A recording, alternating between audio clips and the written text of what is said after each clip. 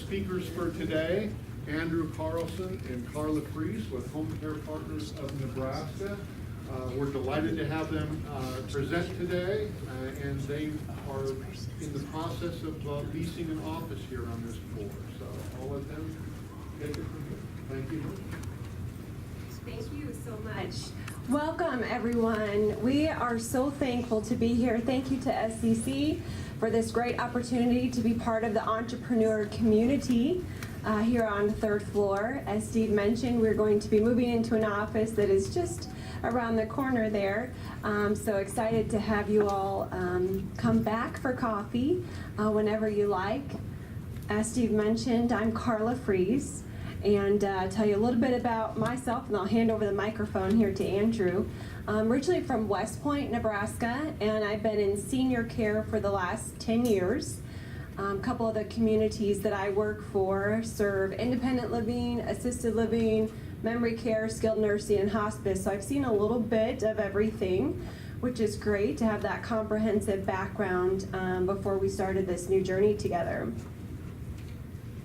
And my name is Andrew Carlson. I'm also from Northeast Nebraska in small town of Bancroft. And a little bit about me. So my career previous to this, I was in the insurance industry for a while, and I was in the healthcare industry for a while. So I would help hospitals and health systems learn feedback from their patients and apply that to provide better patient-centered care. So I'm really passionate about what we do because when I was young, one of the best experiences for me was spending time with one of my neighbors who was elderly, starting at the age of probably 5. So she needed a little bit of help with, mostly companionship, but it was great for her because she was still able to cook, and we did a lot of things together. She would say, "My hands really hurt. Can you help me with this?" So we spent a lot of time. I loved to go over there. And then as she aged, I would take on more of those responsibilities. And then I also saw that within my own family. So helping my grandparents, and a grandparent that moved in from out of state lived with our family for a while. So I could really see how great it is for families to support each other as they're aging, but then also what that toll is, how that can affect families sometimes. One of the things that Carla and I kind of wanted to talk about too is just the different dynamics of what being a caregiver is. And so many times when you're thinking of a caregiver, you could be caring for your children, your parents, a friend, a neighbor. Raise your hand, who's all been in that type of role? Probably about everyone. So you can relate to how rewarding that can be, and so what some of those toughest days can be like. So we want to share a little bit about ways that we can help families, why it's important, and how you can help communicate with someone that you might see needs some help. Safety is a big part of aging in place or just aging anywhere. 1 in 4 adults over the age of 65 will fall every year. And it's the leading cause of non-fatal and fatal injuries. There are 300,000 seniors every year that have a hip fracture. And with all of those individuals, half of them are no longer to live independently because of that. After someone falls, they're a lot less likely to lead the same life that they had before. Some reasons for that are they're afraid of falling again. With that, they become less active, they're weaker, they do have a higher chance of falling again, and it kind of puts everyone in a tough situation. So one of the big things that Andrew hit on was support and having a support system. There was a lot of hands that went up. There's a lot of people in here that either have been or maybe are in a caregiving role. And when I think about that personally, I've got amazing husband in the back who has been my support. Derek did not introduce himself, but thank you for being here. We have a 2nd grader, a kindergartner, and a 4-month-old. And so like Andrew mentioned, there are some days, right, that you don't get a lot of sleep. There are some days that you are stressed, and there are some days that are just well, every day, but there are moments that are just wonderful and full of joy. But on those tough days, when you have somebody drop off a meal, or somebody come and help, run an errand, or take your, whoever it is, your loved ones that you're caring for a few hours and have that respite, it is very much appreciated, right? And so part of that is, if you think about how much you appreciate that support and that peace of mind at any age, that is what we believe in. We believe in providing seniors quality of life to maintain their independence and provide that safe environment. And how we do it is through providing caregiver services. Some of the families that have come to us are dealing with memory care issues. And there are a variety of different dementias. Has anybody ever had a family member or friend with dementia? Quite a few people. So there's a variety of different types, as you know, and some of those can be early onset. We service a few families that are younger, and their loved ones are still working. They still have careers. And so they came to us because they want to continue their career, but while they're gone, we have caregiver services that come in and spend time with that loved one.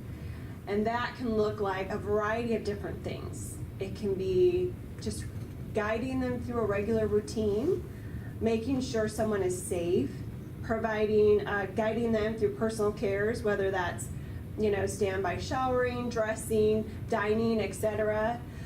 But the moments that are my favorite, and Andrew and I have a lot of street credit because we have worked with all of our clients personally, and those are the outings when we get to go, and whether it's to the park or we go shopping with somebody, and just have quality experiences that make their days great. And so that's something that on 3 levels, and Andrew will touch on this again, but the families feel a sense of relief knowing their loved one is safe. The client that we're working with is having a great day because of the services we're providing. And then us as caregivers have this role that it's not just a job and it's not just a career, it is a calling. And it is so rewarding, as you can imagine. So it's something that we're both very passionate about and excited to share with you and for you to leave here as home care advocates.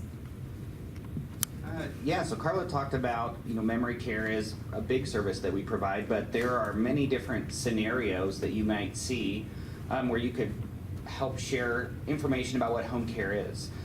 There are a lot of individuals that just are going through natural aging processes and they need a little bit of extra help. So if they have some declining vision and mobility, but they still need to be driven around to appointments, and we know a lot of people that work up into their 90s with their businesses, and they've got places to be and things to do, and they need the help to do those things.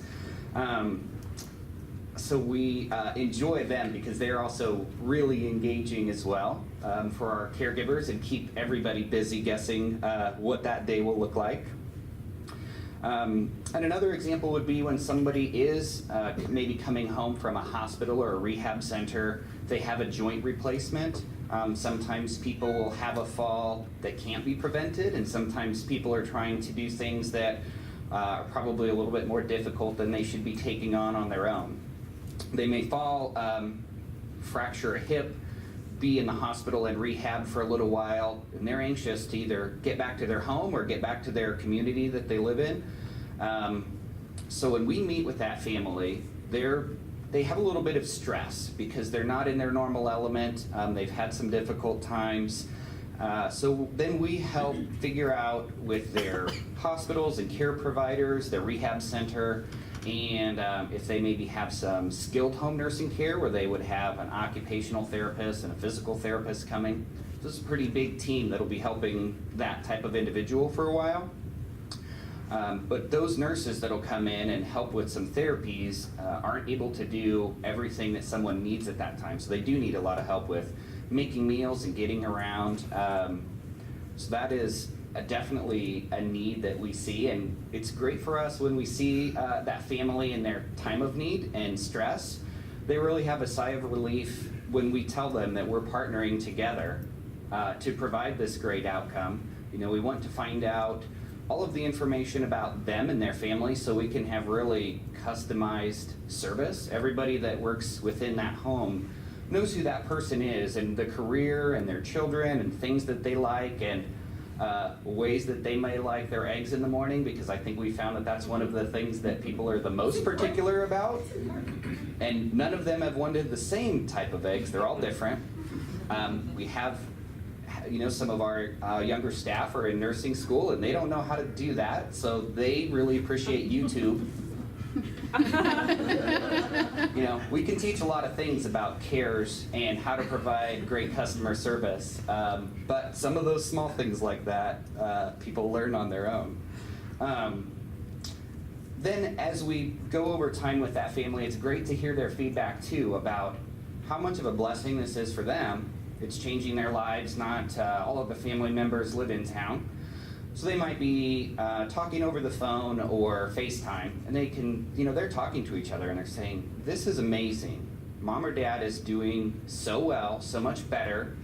They're happy. We see that a lot within memory care. So somebody will remember, most of their life up before they maybe had a stroke or were diagnosed. But as they decline a little bit, they may not remember what they did 10 minutes ago. But what we really feel and see within those families is that when they're having great days and things are personalized, so people like to fish, and if we can go out fishing, they don't get to tell their families how great that day was in detail. We provide that great communication through them through a system that we use that's an electronic charting system. But they get to see the effects of that. Sometimes people are really lonely and in a dark place when they start services, but they just really come alive when they have somebody that's engaging them every day. Are there more examples that you wanted to share, Carla? So one of the topics Andrew hit on was quality. We did a lot of research, and there's a lot of options when you look at senior care. Part of what sets home care partners to the top is that quality. One of the things is training. When we're looking at recruitment, and please, when you leave here, if you know of anybody who loves serving people, send them our way if they're looking for something part-time. But one of the things that we're looking for is heart. We want someone that we can trust, and we want someone that really enjoys serving and being around people. And our training, not only will it involve the activities of daily living, some of the basics, but customer service. What it means when you meet someone you're gonna stand and I was gonna go down. To be at eye level and how that makes their day and that greeting different. What it means when, we have empathy, and what that looks like when we're training somebody and understanding that client and what they're going through. So whether, we've talked about dementia, but it can be just age related. So when somebody has a loss of independence, maybe it's driving, they're no longer driving, their loss of control, somebody else is making decisions for them, limitations, maybe physical limitations, what that looks like and what that might feel like. What would it look like if you had Vaseline on your glasses? And picture when your vision is changed, or if you're walking on marbles, because you had neuropathy, and how would that feel? And helping and training our staff so that they understand what those families are going through, so they're better able to serve them, they're better able to service them at a higher level, and when they leave, that they can leave and say, on a one-on-one level, I had a great day today, and I can't wait to see you again. So part of that is that training that we're passionate about, and not only do we provide that training here, thank you very much for this wonderful training room, but also when our caregivers come to your families, loved ones, neighbors, etc., homes, they're with either Andrew or I, or with a team, a lead, that's going to be mentoring them and showing them how to, whatever that is, how to do the tasks that they need to do, and how to have those great experiences, how to get to know that client so that trust and that rapport is there, and that family who may be working or they just want to get out and they want to have a run, or whatever the case is, but they're not doing the training. We're doing the training, and we get to know our clients very well. That's really important. Sometimes they call that the sandwich generation. Has anybody ever heard of that term? Now, this new generation is kind of a club sandwich, because you not only have a loved one that you're caring for, but you may also have children, and then your children may have children, so you have grandchildren. So we are serving families that are very busy, and so we want to be that support system, and we want to provide that highest level of customer service that we can, and that starts with great training. And a couple more points that I think are helpful and have been great about our experience so far is the great feedback that we receive. So as we started the business, it's not a franchise, it's a business that we created together. We were able to say specifically, these are the ways that we want to be the best. And so we went out and talked to a lot of people within the industry and a lot of families that have had care to find out what are things that can be done a little bit better. And kind of the things that came to the top from those families were better communication. We usually don't know about something until it becomes, an emergency. We don't get to know what's going on every day. So we invested a lot into an electronic system that is great, because sometimes family members will be coming in from out of town. We'll spend time together with their family, learn what's important, and put together that care plan. But then they're, going back to the state that they live in, and they're pretty busy with their families, but they can log in and see, who is there, here's the task that they did all day, and see those notes so they can know some of those great experiences that they had. We also hear that having a fewer number of caregivers is also really important.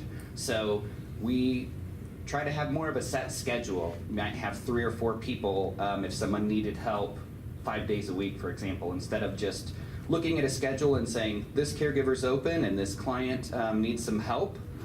We want them to be known really well when they go in there. So we share that information about, as I mentioned, their bio, and they have a really good connection. Every time they go back in there, that connection builds a little bit more too.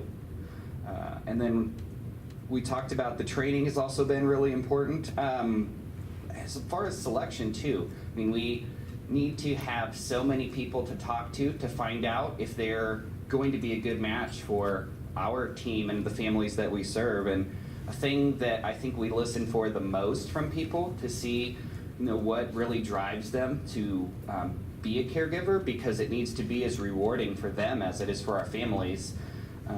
They're often saying that they've cared for their family members before and it was really important to them. They think about themselves as they age, and they, a few of them use the words karma, but they say, I want to do this really great thing because when I age and I need some help, I want to be treated in the way that I'm treating people. There are also a lot of people that are saying, they maybe have been caring for people for a long time, or they're coming from a career that's a little bit outside of caregiving, but they have experience. Sometimes that can be, I've sat behind a desk for a while, and I feel like I can be making more of an impact in people's lives. And this is something that I want to do part-time, or maybe devote a lot of my efforts to it. So that's also really great to hear. That when they're doing it for those reasons, they're going to be leaving that day and also having a really great experience.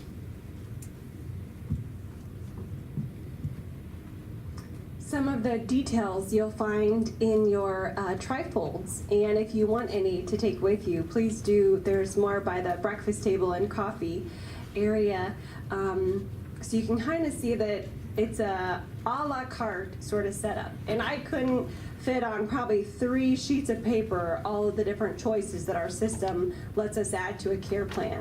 But it is catered and it's individualized to what that family specifically needs.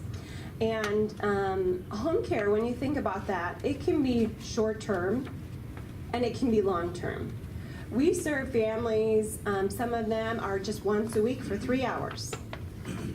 But those might be the best 3 hours they have all week. You know, it's a lot of fun when somebody comes and gets to spend some quality time and cooks and cleans, and it's a very happy day for that person we're caring for. Up to 24 hours.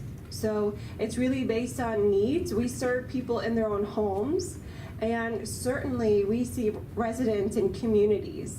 Like I said in the beginning, I've worked in communities. I know how important socialization is. And so whether it's somebody in independent living, assisted living, all the way down to hospice, maybe they have more care needs, but they don't want to necessarily move to the next level of health care. And they can bring someone in to allow them to stay in independent living or whatever level of care they're in. We can make that happen for them. And some of them have long-term care benefits, long-term care insurance benefits, and we can help them with that as well. But that, again, as far as the specifics on what we can provide, some of that's in the brochure, and again, it's just catered one-on-one, and we develop different care plans for each family that we serve.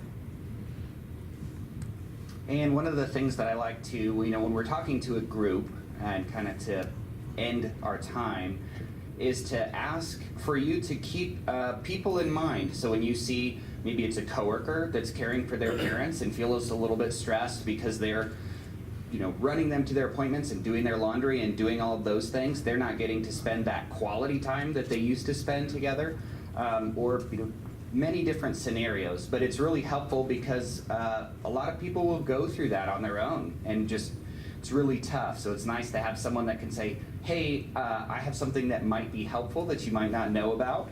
You may know somebody that does home care, so you could tell them about us. So share those brochures, and we're open to some questions. Yeah, so who are you looking to hire? Are you looking just like at RNs, CNAs, or are you looking at other people? Sure. So the question is, as far as backgrounds on our staff, on our caregivers, do they need to have any certifications? The answer is no, they don't have to. Many of ours do, but we're really looking for a compassionate person that we can trust. And so part of that comes with the level of need for the families that we serve. So some of them are companionship, spending time with them and making sure they're safe. Some of them have more advanced needs with memory care and those types of things, or if they're going through rehab, ways that those trained people can help monitor them and report any changes in conditions back to us in the rehab facilities and their therapists, so they can reduce the chance of being readmitted to the hospital. Personal experience, I'm a huge advocate of what you guys do, and I want to thank you. My mother had vascular dementia, and I remember we compared services out there, a lot of choices. Quite honestly, very similar offerings. Cost was almost to the penny the same. So it kind of came down, you kind of answered a question, Andrew, about with the dementia, my mom really thrived with seeing the same face, the same person, not just every day, but weekly. And when they wanted to substitute, I mean, somebody's, you gotta have vacation and Christmas, but I remember hearing stories about some people would substitute almost weekly. And that really became a frustration for my mother when she didn't get that same face. How do you approach that? Is that kind of in the assessment, what I would call the assessment phase early on, understanding her likes, where she's from, so on and so forth? Is that kind of when that's discovered, or you just test drive them, or?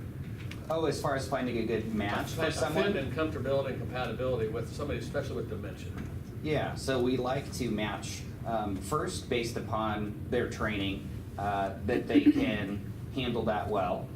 Second, we know a lot about the personalities of our staff and find what is a good fit. You know, they often have activities that they like to do together, and, you know, does somebody like to talk a lot? Does somebody like to, you know, be a little bit more quiet and read? You can tell what might be a good fit there. And one thing that you mentioned there is just that familiarity with people, and we've come to see that with memory care, people will ask what your name is, but we've noticed that they'll often remember the names of the people that they spend a lot of time with and care about the most. We've seen that with staff, and they love it because they never expect that. They've worked with someone for a while, and then they're, calling for them, calling their name, which they didn't know was possible. And, I've experienced that as well. We're there when a family is getting ready to go out to work, and they say, "Hey, Mom or Dad, Andrew's here. I'm going to head out to work.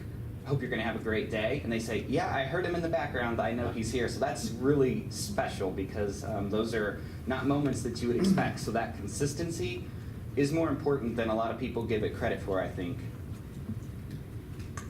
Thank you for your positive comments. Another thing I would add to any of our families that we help with dementia, a big part of that successful relationship is getting to know that person. We've had an example recently where there was a couple different agencies that were interviewed for somebody at serving a client, and we were the only ones to come and one-on-one meet the family and learn about them. So, as you would guess, we got the job. So excited to serve that person. And when we spent time with this individual, we were able to carry on a conversation because we knew about the background and the career and about the children and about hobbies and so forth. And so when we're training someone, whether that's maybe a photo album or we're reading aloud a journal that someone's mom has written about family vacations, music therapy, any of that reminiscent therapy is so important when we're not only keeping behaviors, keeping someone calm and enjoyable, enjoying the day, but also being able to redirect successfully. So when you know someone on a personal level, you're able to bring in, maybe it's a pet. There happens to be a lot of clients that we have that have great pets. Pet therapy is really important. But maybe it's a pet or it's a family member or it's a story, and able to do that successfully to keep anxiety down, stress levels down, and to keep engaging with that person. And also I think a lot of that comes from one-on-one interaction, one-on-one engagement. So you're finding ways to engage someone. The other day, we played a trivia game one-on-one with somebody. So there's all different. Sometimes the family will give us ideas, and sometimes we'll come up with the ideas ourselves. But that's really, a big part of our role is to find out about that family and then to pass along that important information to the caregiver so they can make those important connections. It sounds like you put a lot of thought into what your angle is, and so in the back you talked about, how you feel about things. Did the two of you sit down and put some of this down into writing? How did the two of you connect? So we probably met each other in 1999. So it's been a long time that we've known each other, and we've had different careers through that time. We both moved down to Lincoln and went to college here, started our families here. I went to school with Carla's husband, and she went to school with my wife, and so we've known each other for a long time. It's just a really good mix of timing. It's a concept that I had been working on for a long time, and then starting to talk to Carla about it, and she found that it was a good fit for her. The final thing I might say to that is that as we were deciding whether to build our own brand or maybe buy into a franchise, I think the franchises were a little bit too excited to have us. They were saying, once a quarter, come out, and this is when we have new franchise do training, and you're here for a week and meet the executives. We're like, well, that doesn't really work with our timing. And they're like, we'll do this any day that you want to be here, because we don't get someone with a combination of your healthcare experience and senior living experience coming together. So that was really helpful for us. I think that built our confidence. It is a lot more difficult to create all of your training and marketing and all of those things on your own, but it's been worth it so far. And real quick, I'll just add to that. And thank you to several people here that are professional resources. We, are advocates for seniors, and when we don't have the answer, we know who to talk with. And several of you are in the room here, so thank you for being such great resources to us. Again, that is huge for somebody. Just this morning, I was asking Margaret and Jolie if they knew of any neurologists. Sure enough, Margaret had someone that she'd recommend for me. And so, not only are we excited to serve the community, but just have this great network. So thank you to you out there. We have time for one more question. How about we'll let this gentleman in the back. One of my questions was first, I've worked in human services, and it's an awesome, rewarding field, and it means a lot that people like you guys are concerned with the well-being of these individuals. I've worked at a company that is really concerned about the bottom line. And one, you don't really get a good bottom line. Two, the individuals and everyone involved suffers. But reading through your pamphlet, quick question, like one of your focuses is to reduce like rehospitalization and injury, or if someone with dementia, like how do you prevent that ailment negatively impacting their life and their living situation? How do you guys focus on health injury prevention or prevention medicine as a whole? Good question. How do we help people prevent a hospital readmission or injuries? So with someone that's coming out of rehab, for example, they really need to be monitored just for changes in condition as well as safe transport and those types of things. So a lot of our staff are CNAs, and we spend time with them on just proper mechanics of safety and things to look for. But then we've also talked to some of our referral partners and say, my experience in healthcare, I understand, for your quality of care and your payment, you need to reduce the number of readmissions that you have. And we can help you by doing that, by being your eyes and ears out in that client's home, and we're there every day. The way that you can help us to get better at that is to have your physical therapists and staff train our staff that are out there on the things that you want them to specifically be looking for. So ways that their patients might be getting out of a chair and moving, monitoring their pain and those types of things, and having that good communication loop, because when there's so many care teams, it's hard for everybody to know what's going on between each other. Maybe the last thing that I'll answer on that question, so he just said thank you for the type of thing that we do, because there are a lot of bad situations that people can be in. And we had a staff member recently that she probably interviewed me for an hour, and she said, before I work with you, you prove to me that you provide high quality care and your families are safe and there's no elder abuse and all of these things, because she's been in the industry a long time. So she was scared because she has seen a lot of bad situations and people not treated well.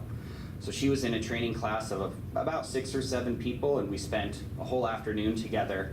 I said, I know that I need to continue to prove that to you every day, that we work together, but are you confident so far? And she's like, this is really refreshing. So that was good too. Well said. We have time for maybe one more quick question. Anybody else? Well, I'd be happy to talk. Not to make this another drama. We had a son that was brought on a ventilator in 18 years, and so I've had a variety of experiences as caregivers. Part of that is being a backup caregiver. Where do you get your, first part of this question is, where do you get your pool? How do you maintain it and be able to address all of what you're saying is awesome, but how are you able to really provide people? Because I know how challenging it is in the marketplace today to get good people. You reach a point where you say, I'd love to help you right now, but I can't because I don't have the people to do it. So that was, how hard is it to hire for what we're looking for? And then I'll let Carla speak to the second point of this, because I think that'll be really important as far as being a family caregiver. Staff is really hard. What we try to do is get really good word of mouth. Our reputation is important. You kind of just mentioned our marketing brochure there. Our face is on our brand, and anything that you look at is, we're the part of that. So if something doesn't go well, that's important to us. We try to hire the best that we can find that may already be working somewhere else sometimes, and then go to them and say, okay, this is a great experience for you. Bring in the people that you know that are the best, and we'll build this team together so those people have some ownership as well in our success together. The last thing that he mentioned was just family caregiving and what that looks like, and we've got another event coming up that I want Carla to talk about a little bit. Yeah. Julie Masters, who is the head of the Omaha Gerontology, UNO Gerontology Department, is going to be speaking on the 29th about caregiver identity and what goes on when somebody becomes a caregiver, what that role looks like, what that stress looks like, and the resources that are involved. So we'll send out that invitation as it gets a little bit closer, but we're continually trying to help people in that situation. All right, unfortunately, we are out of time, but I want to thank Andrew and Carla for sponsoring and speaking today. As a thank you, we'd like to give them each a Focus Suite mug. Thank you. There you are. We're going